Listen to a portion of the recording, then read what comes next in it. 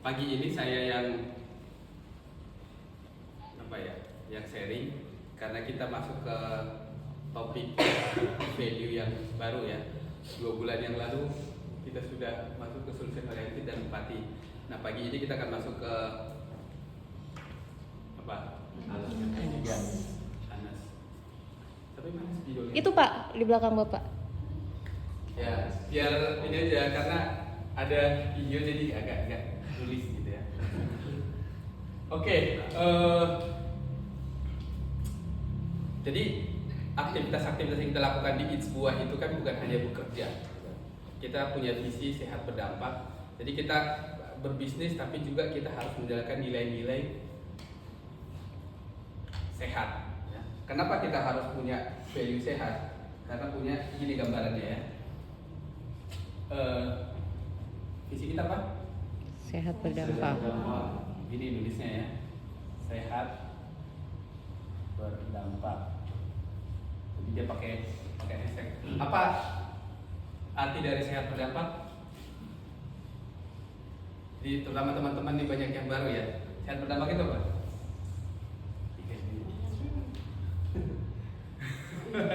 Gak pernah dibaca Mas ya. Closing aja dipikirin. Itu. Jadi visi kita itu sehat berdampak. Coba baca bareng-bareng. Komitmen menjadi penggerak pola hidup sehat alami yang memiliki dampak positif terhadap lingkungan dan sosial.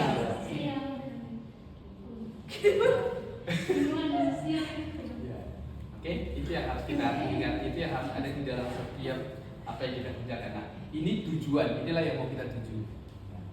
Nah, untuk mencapai sehat berdampak, kita butuh orang-orang yang kita sebut dengan Hero. siapa? Orang karyawan di Itzbo itu disebut apa? Hero. Hero itu apa? Jadi kita itu semua hero, ya, healthy hero. Bahasa Bataknya apa tuh?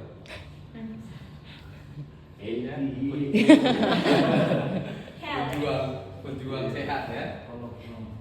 Nah, healthy hero itu seperti apa sih? Nah, itulah value sehat. Jadi hero itu adalah orang-orang yang memiliki value dalam dirinya itu sehat. Nah, kira-kira ngebacanya begini. Kita punya tujuan bersama, ya, sehat berdampak. Itu butuh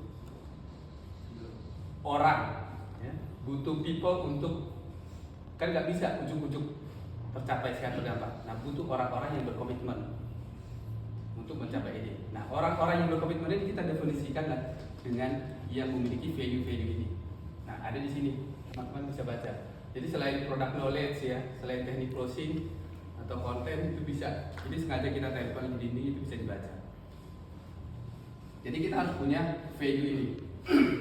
Jadi masing-masing ini kita gunakan aktivitas kita sambil jalan di Itzbo itu setiap pagi atau hari Kamis biasanya ada aksi Kamisan gitu. Nah, itu kita ada tema bulanan, itu tema value-nya ya. Bulan lalu kita ada di value empati, bulan ini kita akan masuk ke value Anas.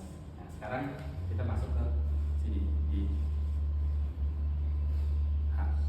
Ya, kebetulan saya juga H ya, apa sih? Tapi bukan itu, Anas.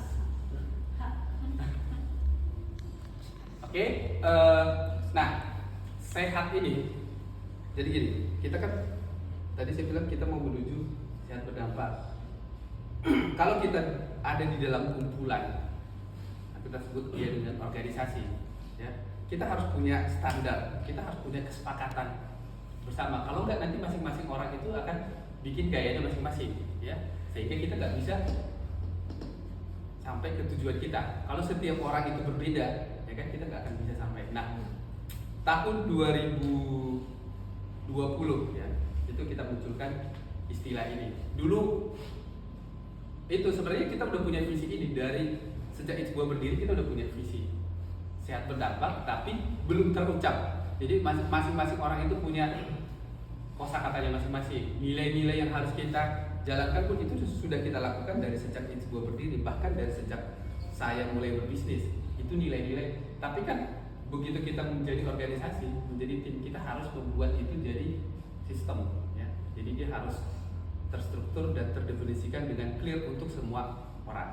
Nah maka coba 2020 kita coba ramu, muncullah istilah sehat berdampak, dan nilai-nilai yang harus kita jalankan itu adalah sehat.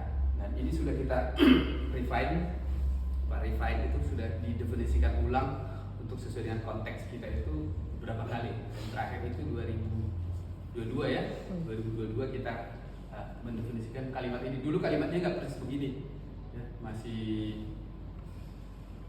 masih berbeda lah secara kalimat, tapi secara spiritnya sama. Kemudian juga sehat ini juga kita definisikan ulang. Dulu masih hanya kata-katanya aja, apa namanya, solution oriented, empati, dan terjemahannya ternyata masing-masing berbeda. Ada yang melihat dari kamus, ada yang dari firasat, ada yang dari bahasanya masing-masing gitu. Nah akhirnya kita definisikan. Jadi nanti di each buah itu, walaupun teman-teman bisa melihat di kamus solution oriented itu apa, empati itu apa, tapi yang kita definisikan di each buah itu, itulah yang kita gunakan. Ya. Jadi bukan empati atau honest sesuai dengan definisi di kamus, ya, tapi apa yang kita jelaskan.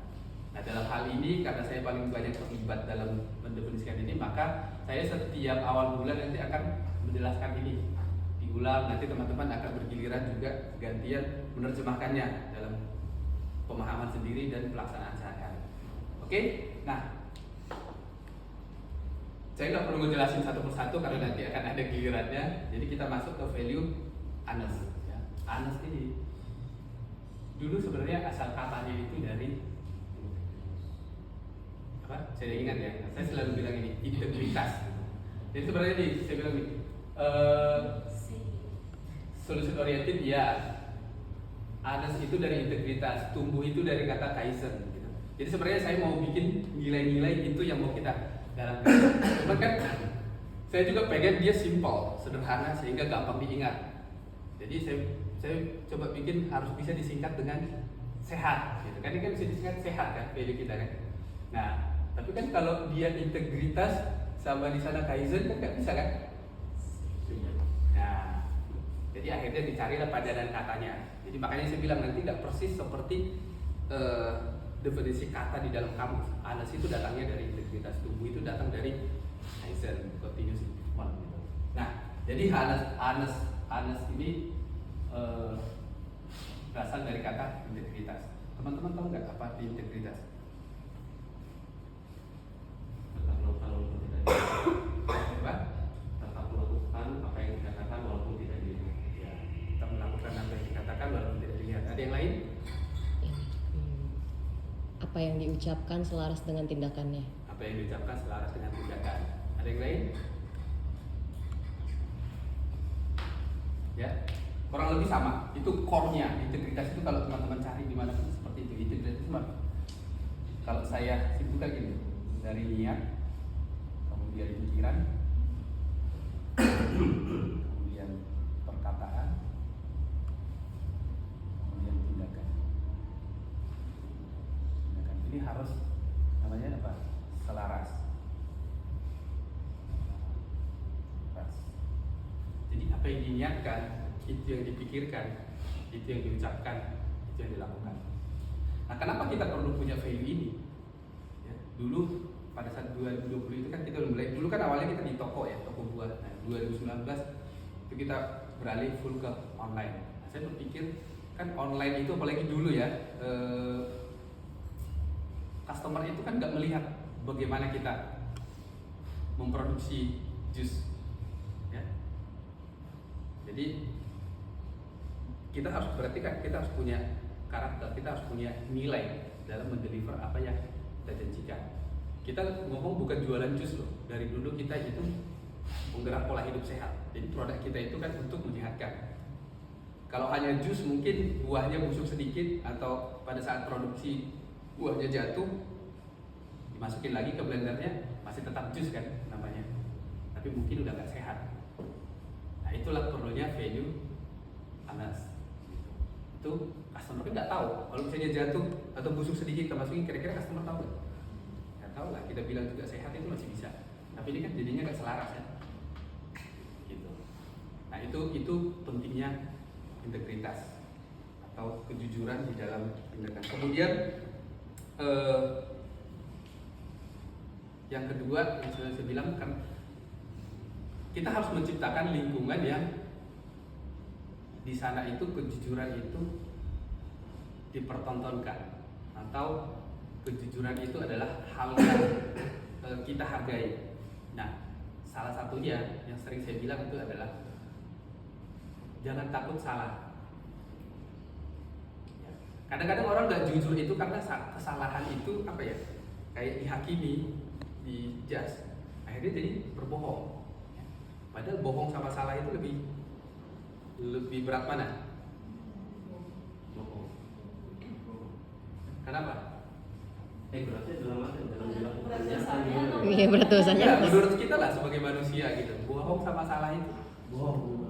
Kenapa? Bohong udah pasti salah belum bohong. Oh, gitu juga ya. Iya. Boleh Iya, juga, iya. boleh. Ada yang lain? Pernah dengar ini nggak? Saya selalu menjelaskan ini dengan manusia itu tempatnya Salah dan dosa. salah dan dosa. Kenapa? Kenapa begitu? Kenapa manusia tempatnya bohong dan dosa?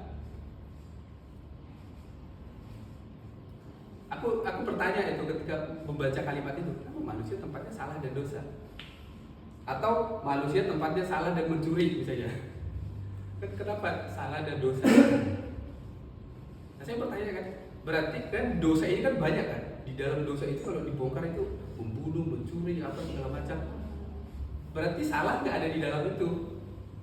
Makanya dibilang salah dan dosa. Jadi setidaknya menurut saya ya, salah dan dosa. Berarti salah itu bukan dosa.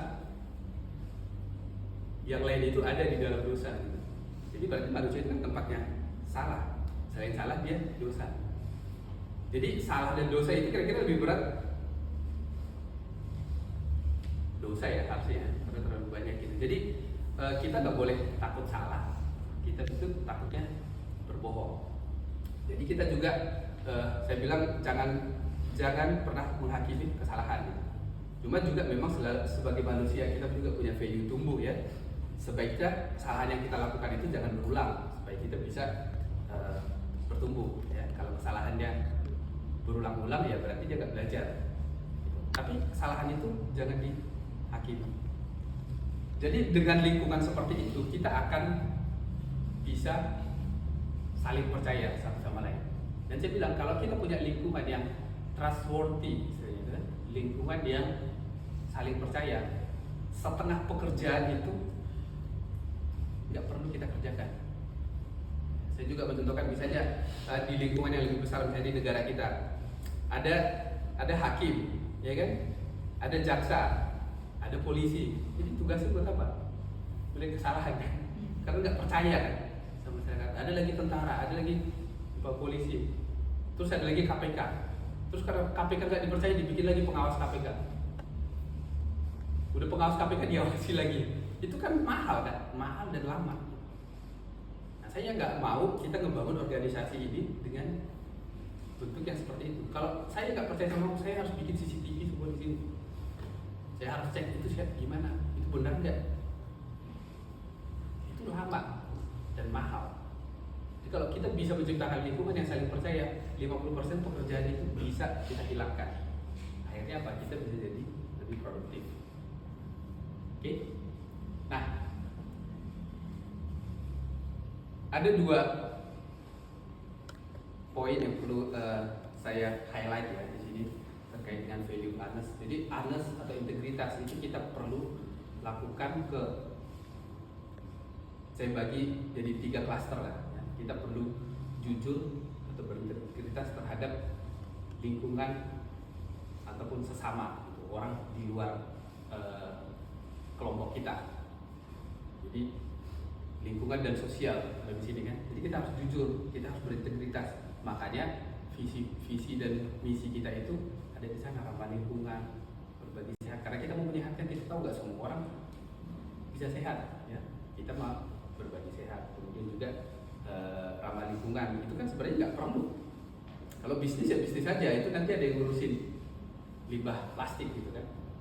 Nah, karena kita tahu itu hal yang tidak baik bagi alam, makanya kita berusaha walaupun berat. Ya, itu kita perlu berintegritas terhadap lingkungan. kalau kita jujur terhadap lingkungan, terhadap alam, terhadap sosial, nanti juga itu namanya law of attraction. Kita akan mendapatkan juga alam yang baik buat kita, lingkungan yang baik buat kita, walaupun itu nggak langsung besok ya. Nah, ini itu butuh kesadaran kolektif. Kemudian juga kita ke tim atau sesama ya. Kita juga harus ini makin kecil di sini lingkungan kita. Karena kalau kita nggak dari sini dulu ke sini, nanti ada apa kemunafikan gitu kan. Kita hanya di sini aja. Kita akan menganggap kompetitor itu sebagai musuh yang harus dibunuh gitu kan. Ya, kita hanya baik sesama kita aja. Selama itu sesuai dengan tujuan kita, itu enggak itu harus selaras dengan kebutuhannya si alam, kebutuhannya si ekosistem kita. Kemudian yang terakhir, ini yang paling sulit adalah terhadap diri sendiri. Ini semua ada koreksinya, ya. Alam, kalau kita nggak jujur terhadap alam, ada koreksinya. Kita nggak jujur ke teman-teman kita, ada koreksinya, ya. Itu kan kalau kita bohong, ketahuan sama tempat itu kan langsung ada yang mengoreksi. Kita nggak punya teman, gitu kan? Atau alam itu bisa alam tahu. Tapi diri sendiri nggak ada yang tahu, nggak ada yang tahu. Dan inilah yang paling sulit diterapkan. Tapi kalau kita bisa memulai dari sini, semuanya akan bisa. Jadi kita harus jujur, harus berintegritas, terutama terhadap diri sendiri. Nah ini tadi kita harus melakukan apa yang kita yakini, apa yang kita ucapkan, walaupun tidak ada yang melihat. Itu berarti kan ke diri sendiri. Dan bukan berarti saya ngomong ini, saya sudah bisa melakukan ini. Dan tidak ada orang yang sudah di posisi ini. Kita hanya berusaha menuju ke sini. Tapi itulah yang paling penting, jujur terhadap diri sendiri. Ada contoh kemarin saya di apa ya, di Reels kayaknya saya tonton itu udah almarhum ya Pak Ciputra ya, udah nggak sih? Kayaknya sih udah. Ciputra tahu kan, yang punya mall perumahan itu, maestro arsitek Indonesia. Saya tonton cuplikan videonya terkait dengan integritas. Jadi mereka pernah launching sebuah perumahan, ya. Terus mereka menetapkan bahwa selama launching 1 bulan kalau nggak salah dari launching itu ada promo diskon 20%. Nah, terus tim salesnya karena ini kan udah developer berpengalaman gitu kan, tim penjualannya langsung bergerak, udah langsung closing. 1 bulan berikutnya mereka meeting, penjualan bagus, sold out. Terus Pak Ci ya panggilannya, Pak Ci bertanya, seperti apa penjualannya? Ternyata mereka menjual tanpa diskon dan sold out gitu. Padahal masalahnya kan udah sold out. Terus dia bilang, tapi kan bulan lalu kita udah sepakat dikasih diskon buat customer awal. Nah akhirnya mereka mencari cara untuk memberikan kembali 20% yang sudah dibayar sama si customer. Padahal udah closing. Ya. Itulah integritas, padahal dia udah sangat besar gitu kan. Berarti hal ini udah dilakukan dari sejak kecil. Ini sudah terjadi penjualan, sudah diterima duitnya, tapi mereka harus mengembalikan karena dan customer nggak tahu, belum diterjemahkan jadi brosur, jadi pamflet gitu kan. Tapi dia bilang bulan-bulan kita udah sepakat diskon. Jadi timnya itu dari direkturnya sampai manajernya semua bikin cara lagi untuk mengembalikan itu yang 20%. Nah, begitulah contoh integritas. Tapi sebaliknya juga bisa kan. Kita bilang nggak ada diskon tapi kita kasih, itu juga berintegritas. Nah, tapi memang ini nggak mudah ya. Bukan berarti jangan langsung merasa berdosa, bersalah kalau belum bisa melakukan. Gitu. Tapi kita harus selalu menyadari bahwa